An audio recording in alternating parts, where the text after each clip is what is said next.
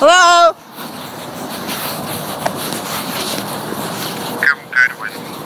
Goodwin. Oh. An inmate at the Virginia Department of Corrections, Coffeewood Correctional, has requested that your phone number be added to the allowed list of numbers to dial. Good. In order for this offender to call you in the future, we will need your approval. Okay. Please answer the following questions. Are you the person authorized to make decisions for this telephone number? Yes. Press 1 for yes. Press 2 for no. Please say your full name after the beep. Rudy Davis. Confirm that you understand that all calls will be recorded and monitored. Do you understand? Press 1 for yes. Press 2 for no.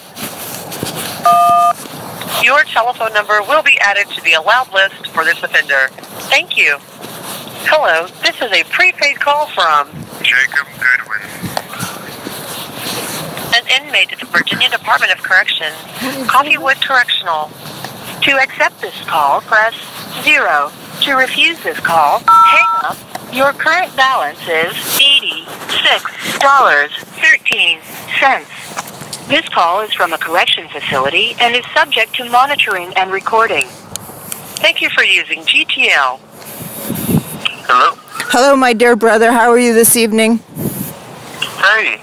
What's new in the zoo? Excuse me, I'm sorry.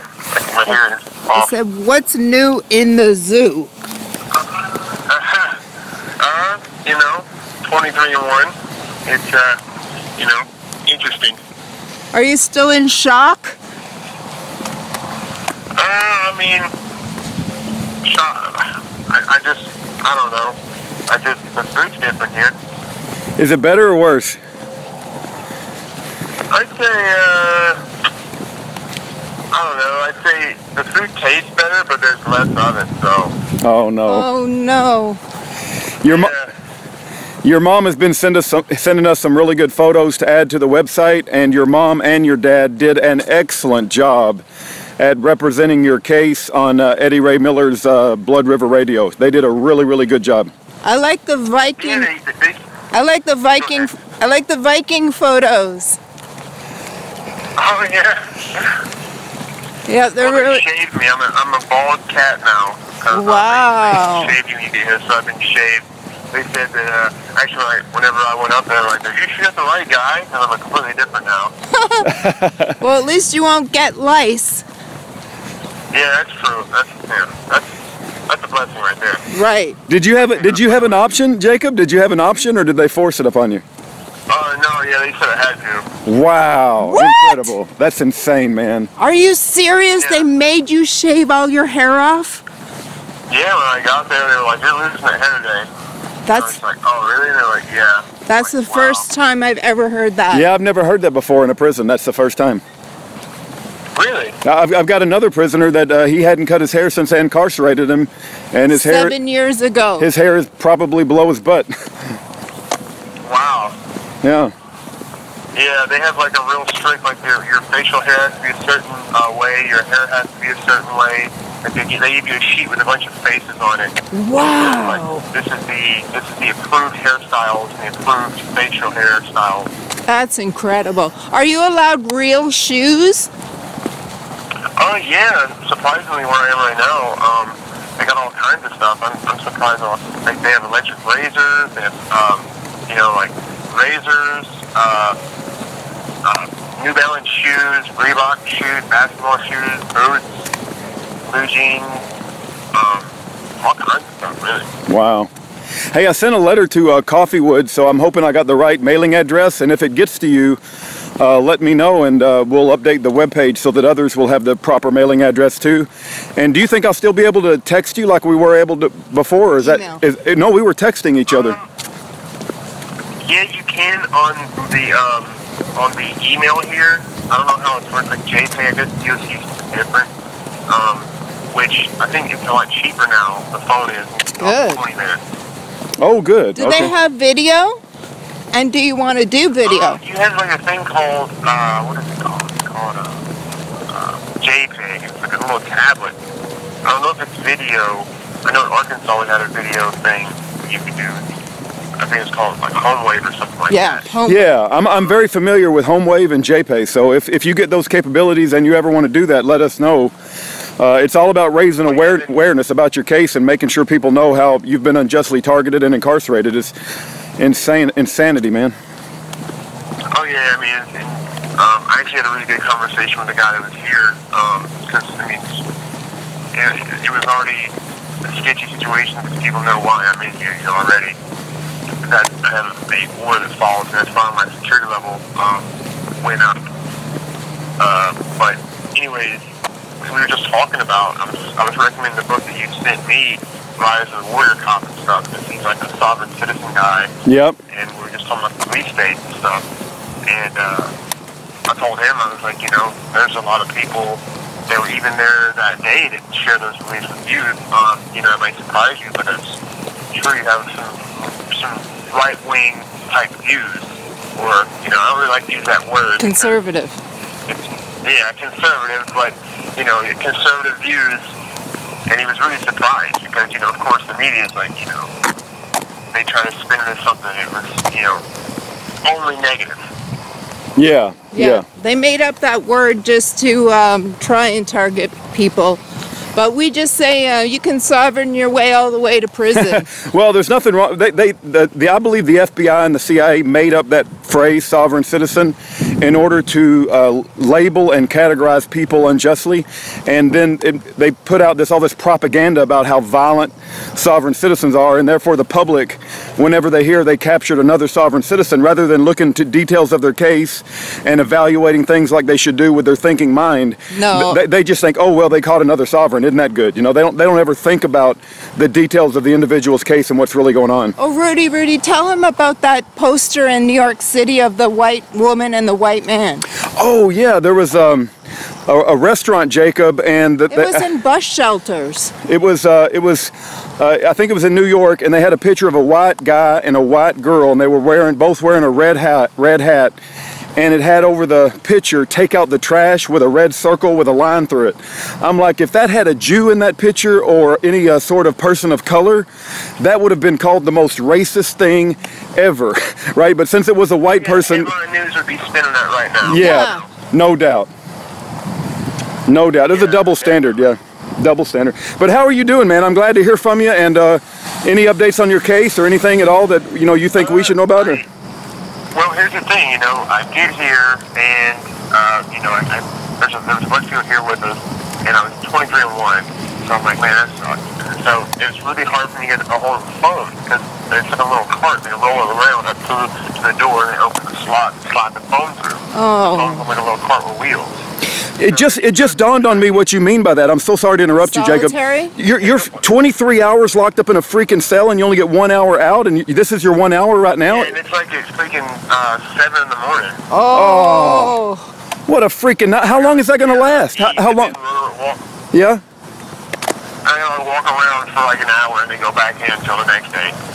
Did you say your security changed, and why? Well, if somebody changed, I guess this center is a level 2, and so I guess they said I was going to be level 3. So I was asking why, and no one was really giving me solid answers. And then some of them were just like, "Oh, well, it's your crime." Because malicious lending is like a heinous crime. It's like pretty much an attempted murder. Oh my Lord! You're gonna have to go up a security level, and then apparently there's like the way it works is they don't just jump you up the security level. You have to go have like a hearing, and they tell you why they're doing it. That's crazy, man. I forget that it's like, okay, yeah, you're right. I had to go up the security level, and it's just like you can still work your way back down. The more you stay out of trouble, you can work your way back down the security levels. But it's like as right now, you're probably going up. Do you expect to be at Coffeewood for a long time, Jacob? I don't know. My counselor told me that I would be gone really soon. But everyone else just was saying, like, okay, we've been here 30 days, a month, and everyone's, of course, there's other people here, so they're all ready to go. And we've been here for 23 months for a month or more, and we want out of here, So they just took a whole bunch of people out, and we're still left. He said we're supposed to be going soon, but I don't know. I feel like You know, it could be this week. I'm not really getting any solid answer. I hear that they're trying to move us out sooner than later. But you don't know where they're going to move you to, do you? I don't know. I really don't know. You know. Okay. I don't know. I hear that Richmond decides that. So they're like, they fill the paperwork out here, and then they send it to Richmond, and then Richmond sends it back and says where I'm going. Just kind of a weird process, but I got you. That's the way it works. How long do you expect to be in 23-1? I mean, that's shocking, man. They got you 23 hours in a freaking cell and only 1 hour out. I hope that's a temporary thing, and they don't expect to do that for weeks and months. Well, yeah, I think it's just, this is like the way it works. This is like a transition. An entry-level prison. Like you come here, you stay here, they classify you for like a month or however long it takes, and then they send you where you're going. And you, like, from there, I guess you're classified. Yeah. So wherever I'm going, I'll go right to population. But like right now, it's like a segregation type deal where you have a roommate, and it's me and a roommate, and there's a bunch of cells, and they let us out in the morning, you know. So I got you. I've been doing a lot of reading because that's all there is to do. I never watched TV before I came in here. You know, I had way more important things than watch TV, so I didn't realize how dependent I'd become on watching it every day. And now on the TV, I'm like, man, what am I gonna do? Oh. You know? What a nightmare. Yeah. Well, that's why you were so smart. You didn't watch TV before you went in there. That's right. Oh yeah. I mean, and I watch weird stuff. Everybody at the other jail would get so fed up with me because, you know, they'll watch Family Guy, or they'll watch, you know, this or that, or some you know, movie. I like to watch foreign shows because I'm learning Russian, so I like to watch shows in German, shows in Italian, like Italian dramas and stuff. And they're like, why are you watching this? And I'm just like, I like it. You know, French detective shows, and there's one about the Russian mob I was watching that I'm interested in. Hey, I got another prisoner that's learning Russian too, and he had me send him a Russian parallel Bible. So if you're ever interested in that's, I'm concerned that if I send it to this particular prison, though, they're going to move you. So I want to wait till I find out where you settle down. You know. Yeah, it's best to do that. And the thing is, apparently that's another thing. It's like the other jail was a lot more lax because the guy who did property was a really cool guy. But I don't know how, because some books I tried to come in with were on a ban list. They had like a huge ban book list. Hey, can we get a copy of that banned book list? Yeah, we would love to see what they're banning. I don't know. I asked. Probably wherever I'm going, they can probably. I don't know if it's different by prison or if the DOC has like a big database. Oh, we can check up from the outside. Yeah, I wonder if maybe you can see it online, or I asked about it, but the lady didn't seem too interested. She seemed more preoccupied. We've sent a Martin Luther book around to different prisons, and it gets rejected. Yeah, it said it was inciting violence or whatever, but it was written in like the 1600s by Martin Luther, and it's called The Jews and Their Lies, and it's a very, very good book. I recommend it for everyone. But if they banned a book, if they have a list of banned books in prison, you know that's like a good group. You know that's like a bunch of good books to read, man. Martin Luther, yeah, man, that's actually a good book, man, by Martin Luther. Yeah. I don't know if I've read excerpts from it, but I've never read the whole thing. Yeah, I would love to get you the whole thing if they would let you have it. We can try when you get moved. Yeah, when you get moved, I'll try to. It's just paperback and it's not that big. Right. I don't know here in Virginia. It's a whole different world, you know. Like, I know you're from Texas, right? Yeah. I don't know. Virginia is not even half of what I thought it would be. Like, I'm from Arkansas, and we're more southern. It's hard to explain. Like, people here aren't really southern. Yeah. Like, the way they talk, the way they act, just everything about them. Maybe it's just because after Reconstruction era, it's just ground zero. But I don't know. It's just, the people here are different. It's like all those damn Yankees moved down there and ruined the whole thing, you know? Yeah, or they I don't know, did some sort of mind control thing and like made the populace just weird, different, alien. Yeah, I hear you, man. I hear you. It's strange. But yeah, my mom said that you was wanting to, he was wondering how I was doing. I figured I'd call and update you guys and, you know, tell you all thank you for everything you're doing. And I called, what was that guy's name? Eddie Miller. Yes, Eddie Miller. Right. You know, he was going to try to have you on his radio show. I gave him a call literally right before I got moved. I gave him a call the night before I got moved. So he put money on there, I think. I don't know. I didn't call him back. Well, yep. I can tell you, Jacob, I think he's a real good advocate for you, and I think he's very sincere and authentic, and he definitely allowed your parents to tell your story, and I think he's just a good guy to have on your team advocating for you. I think he did say, like, in the next few weeks, you know, he's freaking 71 years old, and he runs like 26-mile marathons. And I don't know of any 71. I know it's pretty shocking, right? So anyway, he said he was going to be busy, you know, getting ready for a marathon. But once that settles down, he's going to devote a lot more time to, you know, researching and advocating for you. And so, if you do get a chance to talk to him, I think it would be worth your while. You know, our goal is to get you connected with as many people as possible, so that the whole country starts talking about the injustice that, you know, eight freaking years is just insanity. I put your picture right next to Husan Stinney, and I put second-degree murder 8 years, and I put by your picture a street fight with no permanent damage 8 years. You know, it's like there's no comparison. The sentencing disparity is correct. Yeah, there's no comparison. No, and I hear there's another guy in Charlottesville. Someone's telling me it was kind of the same exact situation as Stinney. This was domestic assault of some sort, and some guy shot another guy because he was beating on a woman or something. And they gave him 19 years. Wow. And there's a complexion difference here. Yep. People don't see it, but it's so true. It's so true. There's definitely a disparity. No, and you know what? Even in here, you know, I have a legal file with me. I have like a lot of details of my case. I've been compiling like a big file of like I got pictures of the event. I have pictures of, you know, what caused the altercation. The Harold Cruz assault. All these things that you're not going to see on, the mainstream news. And I showed it to the guy here who was wanting to ask me a bunch of questions. You know, one of the guys was asking me a ton of questions here. I showed it to them because they, I'm from the rally, so they had like a whole gang task force guys questioning me about, you know, my affiliation. I'm not for anybody. You know? Yep, right.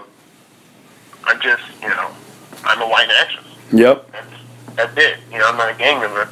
And so, you know, of course, here in DOC, I'm sure it's probably one and the same. I don't know. They were surprised. Yeah. They were like, "You're lucky you didn't get a hate crime." I said, "Why should you get a hate crime?" There was no malice even involved. And I showed him the picture, and I was like, "This is what started most of the incident. This is aggression." And they were like, "Wow, I've never seen that." And they're like, "Can you see that on YouTube?" I'm like, "Yeah, just go on YouTube and look it up." Yeah, we got it all on your page. If he has a hard time finding it, it's media. Yeah, you bet.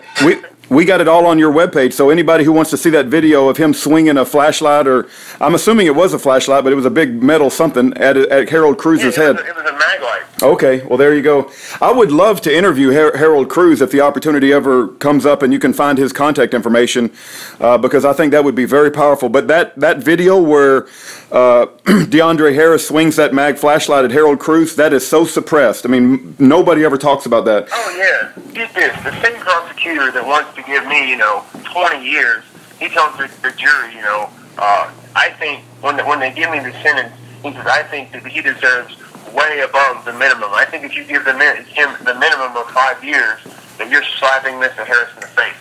So Mr. Harris, when he goes to trial, he says they drop his malicious winning down to an aggravated assault or something like that, assault battery.